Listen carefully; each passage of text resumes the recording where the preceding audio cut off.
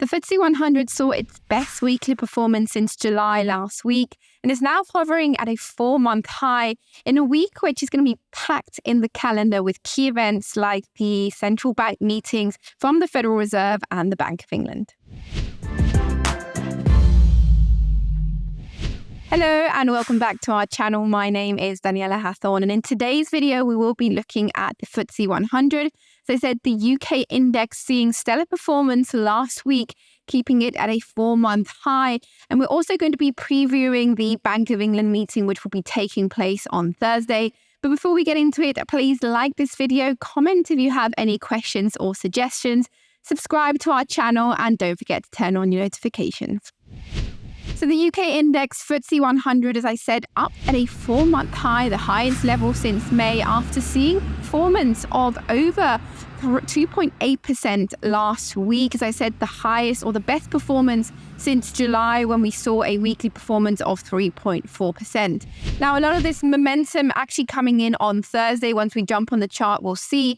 But on Thursday, we had the European Central Bank meeting where Lagarde and her team signaled the end of rate hikes from the European Central Bank. Of course, they've left the door open in case data moves in a disfavorable manner. But for now, if everything continues to go the way it goes, it's likely the central bank is going to focus on how long they're going to keep peak rates in place rather than how far can they go in their hiking cycle. So essentially, the messaging from the European Central Bank suggesting that this is likely to have been the last rate hike from them. Markets now pretty convinced that is the case. I think 91% chance priced in that we will not see a rate hike from them in October. So the FTSE seeing, as I said, some strong momentum on the back of that. We've seen it across most of the European index market. Of course, as we know, stocks outperforming there as we see the end of this strong and long hiking cycle that we've had. So we know most central banks started hiking in late 2021. So it's been around a year and a half, almost heading into 2 years now of continuous rate hikes. In fact, from the Bank of England, we've seen 14 continuous rate hikes, which have taken the current rate to 5.25%. Now, a lot is on the table as to what will happen on Thursday. Markets pricing in a 79% chance that we will see another 25 basis point hike, taking the rate to 5.5%. Now, it's interesting and I think important to highlight the difference between the central banks, especially the European Central Bank, the Federal Reserve, and the Bank of England. We will have the Fed meeting on Wednesday. Markets now pretty much convinced, 99% chance of no hike from them. They have been a lot stricter in their path, and inflation is much lower in the US than it is, for example, in the Eurozone or the UK. So essentially, the Federal Reserve seem to have a little bit more wiggle room to act than the Bank of England. With regards to the Bank of England, we are going to be seeing inflation data on Wednesday, the day before the meeting. It's likely that this data will not have an impact on the decision itself, but it's likely going to shape the messaging from the central bank. And I think that's going to be the key from this meeting, especially for the stock market. The data for Wednesday CPI for August expected to have risen again to 7.1% from 6.8% in July. That is from a poll of analysts undertaken by Reuters.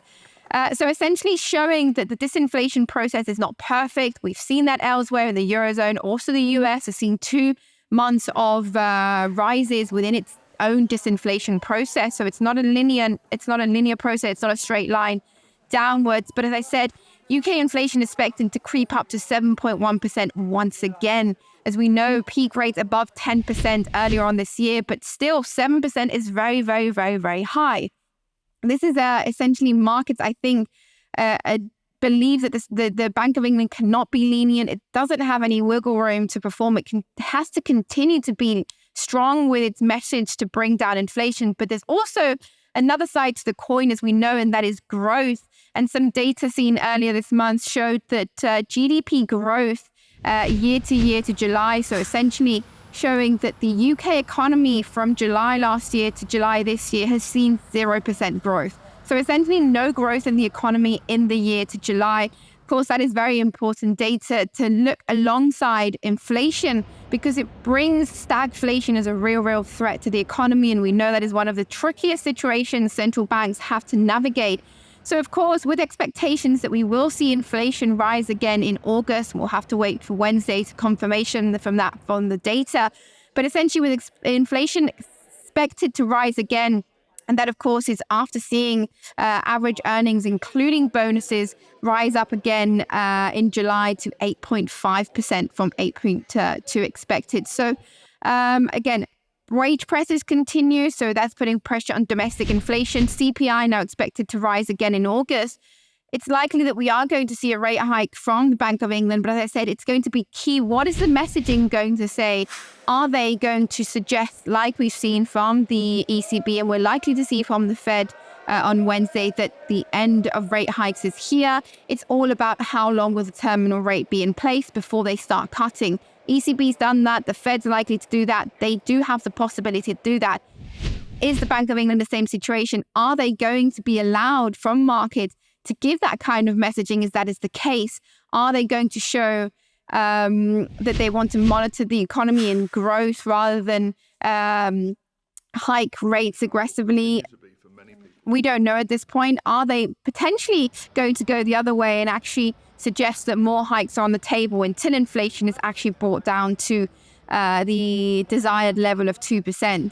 That should be how they should be acting, but they have been very lenient in the past to give off a really hawkish view and to really be stern on inflation. So I think markets are now very skeptical as to how the Bank of England is going to manage the situation. I think that's where we're going to see a lot of volatility in the market. I think for the stock market, if we do see some weakness in their messaging, we may see this FTSE rally continue further.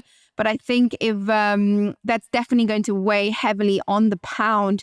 And the flip side, if we do see the Bank of England actually remaining stern with their messaging and saying that inflation is their principal enemy right now and they have to continue hiking in the foreseeable future, I think we do see the pound rallying on the back of that. And we do see the likes of the FTSE, the UK stock market, potentially losing some of the advances that we saw last week.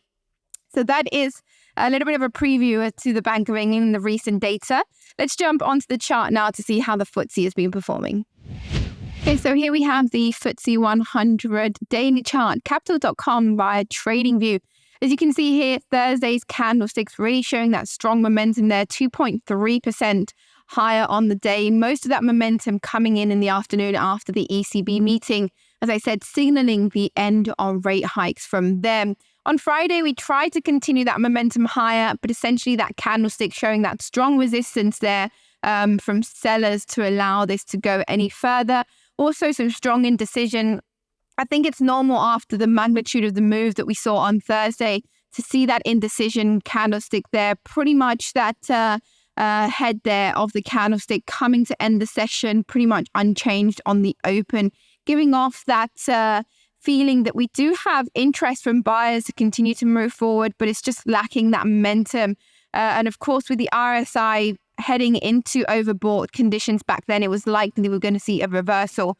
I wouldn't be surprised if for the first part of this week, heading into the meeting on Thursday, we do see a little bit of sideways consolidation. As I said, no real interest in selling just yet, but also struggling to see new buyers coming in and taking up positions prior to the Bank of England meeting on Thursday. So likely to see a little bit of sideways consolidation, potentially with a little bit of a bearish tilt there. And of course, most of that momentum coming towards the end of the week, depending on that messaging that we get from the BOE. Let's take a look at the weekly chart just to highlight that performance. As I said, the best performance that we've seen since July, where we saw this 3.4% back here towards the end of July. So far, we've actually seen some pretty good performance since mid-August, since bouncing off this key uptrend that's been acting as support pretty much since the end of 2020. As you can see, we've bounced off it in 3 instances since then, showing some good levels of support along the way. Prior to last week's rise, as I said, we had seen 2 weeks of positive momentum, but then we saw that key indecision candlestick here at the beginning of September, seeing that bearish momentum come in, attempted to see a little bit of a reversal from those moves that we'd seen, especially coming off such a negative week in mid-August. So struggling to find the momentum there, of course, coming in last week. And if we're looking at the RSI on this weekly chart, we're not quite there yet in terms of nearing that overbought conditions, pretty much just bouncing off that midline. So essentially got some further room to go in this weekly candlestick. We can see the last time we were really nearing that overbought condition was back here towards the end of last year. As you can see, we saw a good amount of weekly candlesticks there coming in with higher highs and higher lows. We've started to build that pattern now, but really haven't managed to consolidate that just yet. So it's going to be interesting to see how the FTSE performs after this week's key events. And from there on where we go. I think if we do manage to close this week out in the green and actually seeing this higher low holding, potentially seeing a higher high as well, then we do have further room to continue pushing higher as the RSI gives us a little bit more space. Let's take a look if we can at some moving averages here. This is, of course, the weekly chart as we know. The short term showing a little bit of weakness here, the 20-day dipping below the 50. But we do still have the 200 and the 100 placed in a positive and bullish manner, providing a little bit of support here from the 100 weekly line here, as you can see, just around that 7,460 area. So for now, it looks like the path of least resistance could continue to be to the upside. But of course, as I said, a lot of indecision this week, especially the beginning of the week as we head into that Bank of England meeting on Thursday, which is likely to determine most of the momentum. That is it for today's analysis on the FTSE 100. Thank you so much for watching, and don't forget to subscribe to our channel.